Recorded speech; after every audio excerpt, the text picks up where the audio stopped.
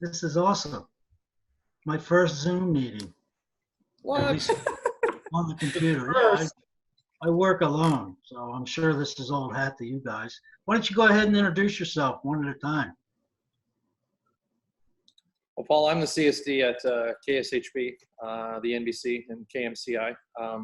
One of two people on this call who used to work for Roble. So, And what was your name? I didn't catch your name. maybe I didn't. Aaron Liversedge.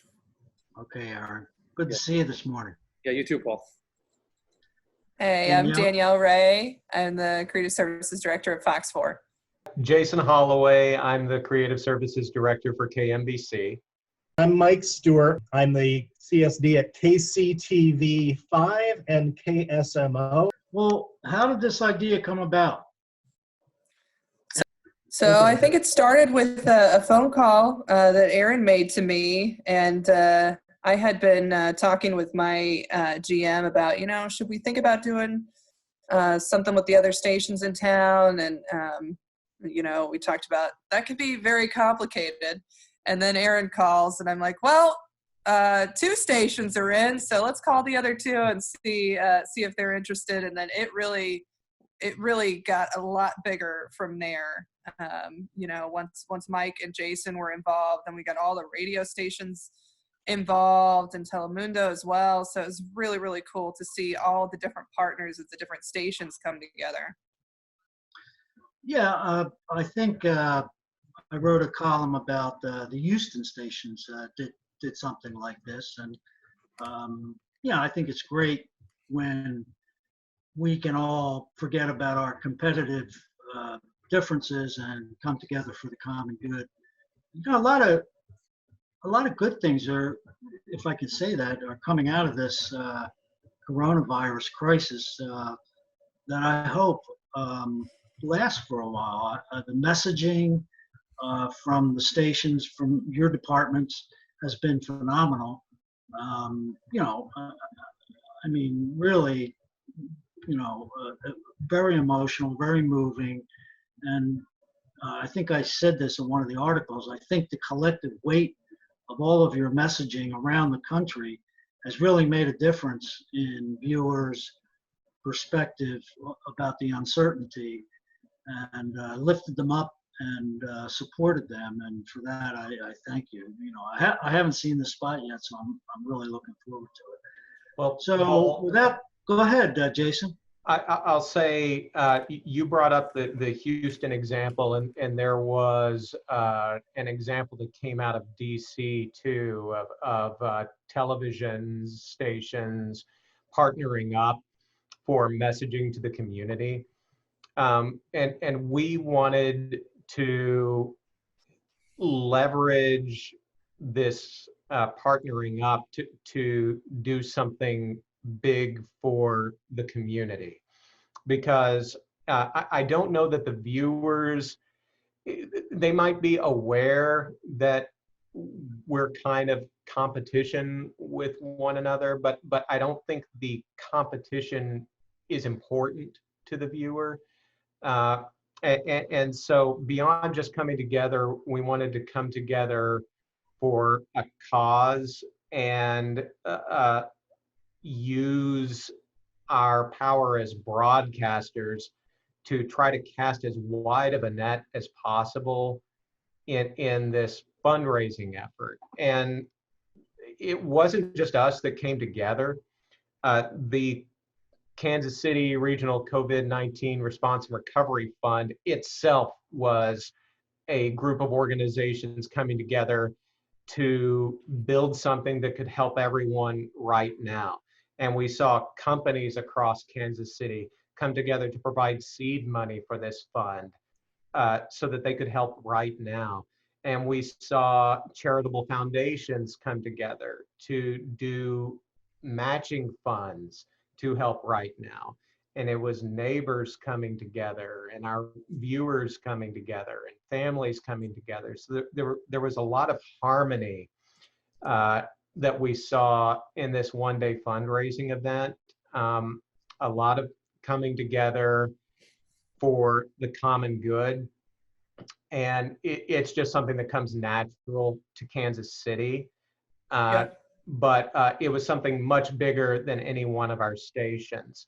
But when you get our messaging, what you'll see is to a television station and to a radio station, we all handled the messaging on our own because we were all speaking to our audiences. So Danielle was speaking to her audience, Aaron was speaking to his audience, Mike was speaking to his audience, Steve Dunning over at Telemundo was speaking to his audience, and every radio station was handling its own messaging because we were speaking out to the people who are watching us and who already have that relationship with us to say, hey, we're all coming together. Here's the goal. Here's what we're going to try to do. And so you'll be getting you'll be getting spots from each of us that look a lot alike, but represent what each of us was doing as a television station for this one effort. Yeah, our thought there is, we all do the news a little differently. We all speak to our respective audiences differently. And so we wanted the stations to have the freedom to do that together.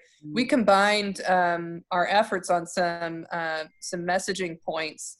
So we were all working from the same messages and just delivering those a little differently, all in our own ways. It was pretty cool for us to, personally for me, it was cool to see how everybody else was doing it as well. So we were doing our own thing and then watching what everybody else was doing. It was neat to see it all come together a little differently on each station.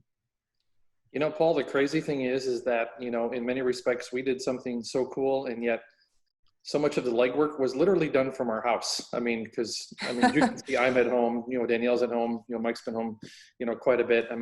For our teams to produce this stuff, we did it all on iPhones and editing in bedrooms.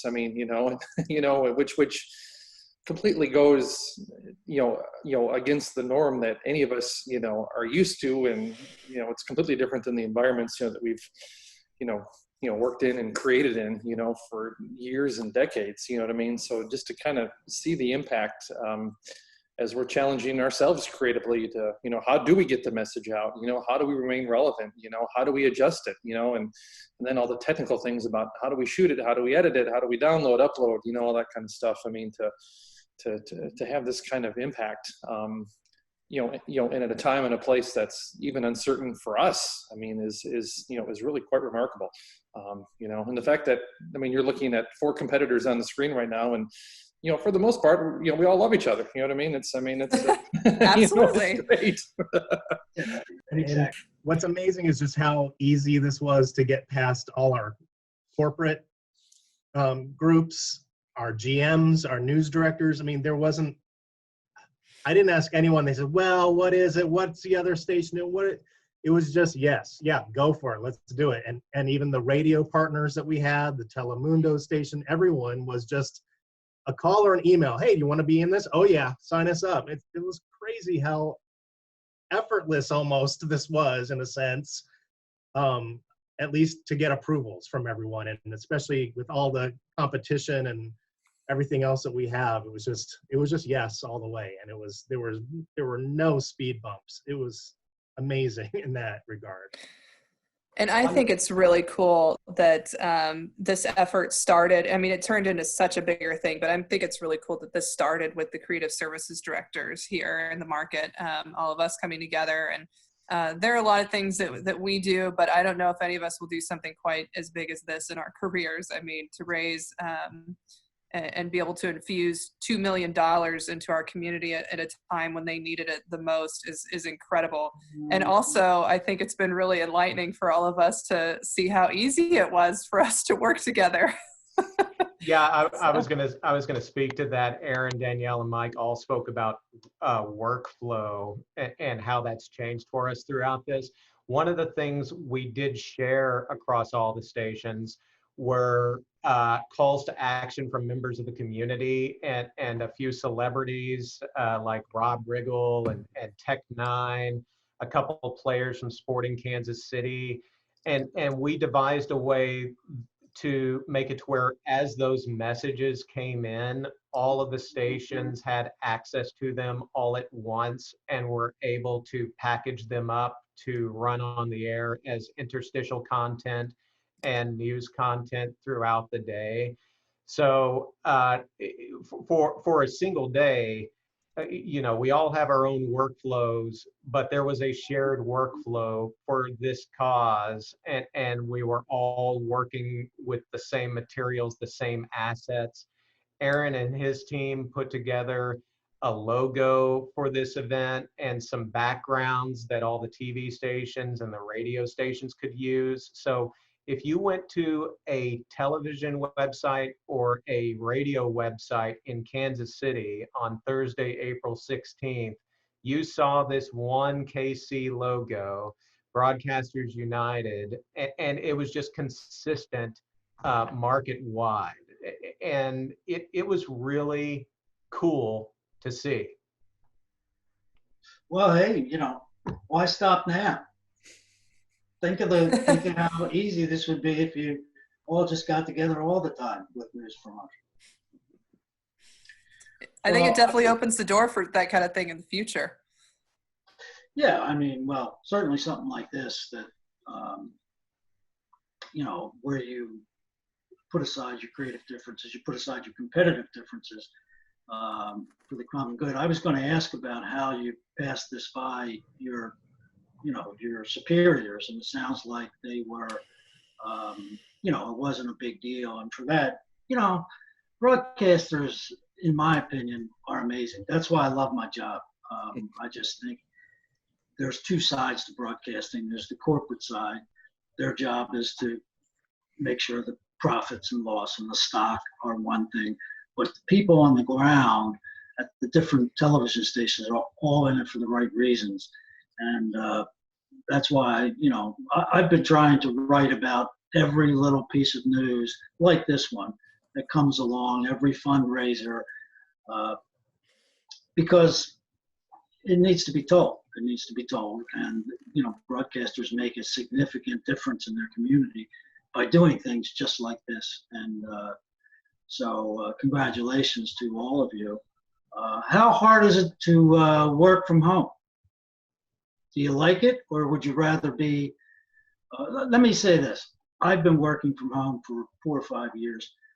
And while it's okay, I would much rather be in a television station. I miss the camaraderie, the collaborative aspect of it, the fun stuff that happens and the funny people that are around. So what do you folks, how have you handled, and how hard is it to work from home? Would you like to do it all the time? No, and from a technical standpoint, we're all making it work, and that's clear. Just watching all the stations in Kansas City, we're all making it work. But you hit the nail on the head, Paul. It's the camaraderie that we miss. I'll say for this project, getting to see Danielle, Mike, and Aaron on these Zoom calls has been a highlight of the day. Just seeing faces and interacting with creative minds and getting to collaborate on something has just been a blessing. I think I can speak for the group here. It's been a blessing for all of us. And that's the part I miss is sitting at a table and seeing a face across the table. We're figuring out the workflow stuff. We're figuring out the tech stuff and how to function right now. But that human element is the thing we all love. And it's the thing that's missing. It's the thing I can't wait to get back to. It's funny though, Paul, in a sense, for as weird as it is, because again, all of us are used to buildings and hustle and bustle. And when you literally just walk from your bedroom to your desk and you sit down and start working, I mean, sure, that's a little bit different and unique, you know what I mean? But, I found that it's actually caused, my folks to actually be more creative because they have to look at completely different ways in many respects, to get the job done, you know what I mean? And when you're, challenged in environments like this to where you may not have access to every piece of footage because you're not directly connected to a server or something as technical as that, you find different ways to, kind of get the message out there, you know what I mean? Which I think in this industry is a good thing, and some might say it's needed and a little bit long overdue, you know what I mean? But it's good, it's been good to kind of, take the playbook and kind of write, the next chapter, the next set of plays, because in many respects, we were thrown into this situation in a matter of weeks, and to see it not only succeed but shine is like, whoa. I completely agree. And, I, for one, am very grateful to have a job right now. I'm very grateful to, for all my employees to have a job right now, albeit a little different than it normally is. But I attended earlier this week a virtual Promax session that they had, that they're offering right now. And one of the things they talked about that Aaron's mentioning right there is de-patterning. This offer, working from home, being remote, while, I do love the interaction of a station, it offers an opportunity to innovate and go through that de-patterning process to where everything that we're used to changes, which causes us to change our thought patterns and can really open up our minds to different ways of approaching what we do. So I think it's a real opportunity for us right now, and I'm excited about what my team's been able to do. I would say for us, it hasn't slowed us down a bit, and it is really, really neat to see what your team is capable of, even when you can't interact like you normally do in the TV station. It's been really cool. And I do want to say also that I think we'd be remiss on the 1KC drive if we didn't also say that our news teams did an incredible job yesterday, getting the message out there and covering all the different nonprofits that could benefit from this drive. And also, so the news teams, I mean, while it may have started with creative services, the news teams are the ones that really brought it home. Mike, how about you, buddy? Great. Well, as far as working from home, I just started coming back to the office a couple days ago. So I was home for about 3 weeks. And yeah, I was amazed how simple it was. Shockingly, I mean, the only thing that was a little harder is grabbing a camera and walking to the studio and shooting a talent, or going out on location and shooting things with people and that type of thing. But the working at home environment, I think I sat at my computer longer at home than I would here, because you walk around in the office, you go visit with people. And so I think just laser focusing on work, which was good because it kept my mind off of other things, but and my kids and my wife who were in the house as well. But I think it's been good. And I think it's amazing that my staff has been able to acclimate so quickly.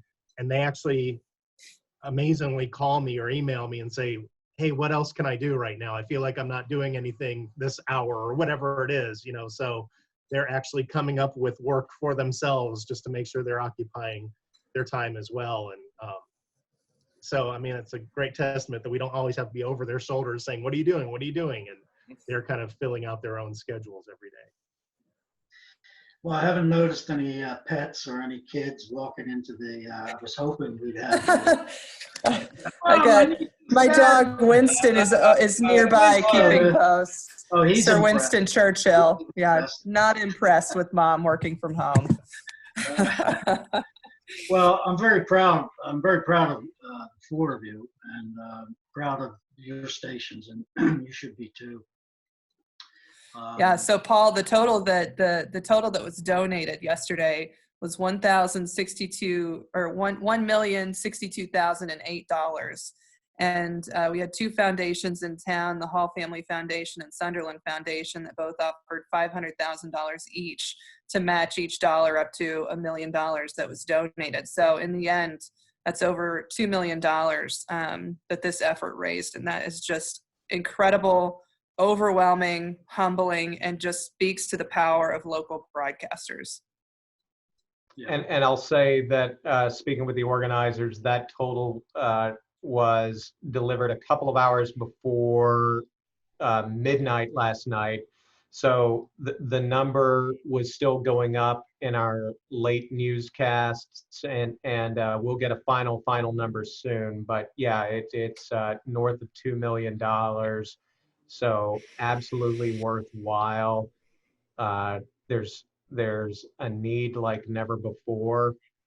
And Paul, to your point, at the ground level, as broadcasters, we are all mindful of our place in the community and our mission to serve our communities by delivering information, but also bringing together a crowd to support an important cause like this. It's a big part of what we do.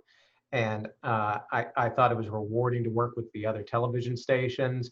I also thought it was great to build that bridge to the radio stations. And it's been mentioned, but every radio station group in Kansas City didn't have to think about it. It was just, I'm in across the board. And they did a fantastic job too. I was listening to several of our local radio stations yesterday. They were all talking about it all day long, delivering a tremendous push. And couldn't be prouder of the broadcast community here in Kansas City. This is my first Zoom call. I was a Zoom virgin. This is great. I love it. Leave that in the edit, Mike. Leave that in the edit. Right, leave it in the edit, Mike. I like it. I like the idea. I may, incorporate this more often, especially these days where, you and your staff are separate. It might be kind of cool to put together, a video conference like this with each of your staffs to, just go through and to give you a chance to see what they're really doing at home. Well, if I could say myself, I think that Kansas City has a very talented group of creative services directors. So what better market to highlight, right, guys? That's right. Not only talented, but also so handsome. Handsome and attractive. Yeah, exactly. I'm the only one who looks yellow. I have to work on that, work on the lighting. Well, anyway, I'll look for the recording. Again, if there's something you want to, scrub or remove, however you deliver it to me, will be how it goes up. Cool. Okay, and we'll send you our promos. Yeah, please do. And, I couldn't be more proud of you guys and the industry in general. And the messaging, like I say, from around the country has been extraordinary, has really been extraordinary. And, some of them, brought a tear to my eye. And I kind of wish I was, in your shoes so I could be, taking my part and sending out the messages. But it's not only what the creative services people are doing, but what the news people are doing in finding these little gems of stories of how people are overcoming the obstacle of being alone. Well, anyway, this has been delightful. I've enjoyed it. And thank you very much for taking the time. And thanks for all you do. I really appreciate it.